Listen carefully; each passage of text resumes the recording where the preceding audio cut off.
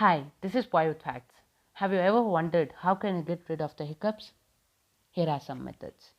Hiccup remedies don't work for everyone, but there are some common techniques worth trying the next time your diaphragm gets stuck on repeat. Hold your breath for 10 seconds. Breathe into your paper bag for 20 seconds. Drink a glass of cold water quickly. Put sugar under your tongue. Tickle the roof of your mouth. These are some of the methods you can give a try. To know more interesting facts like this, like, share and subscribe to my channel. Thank you.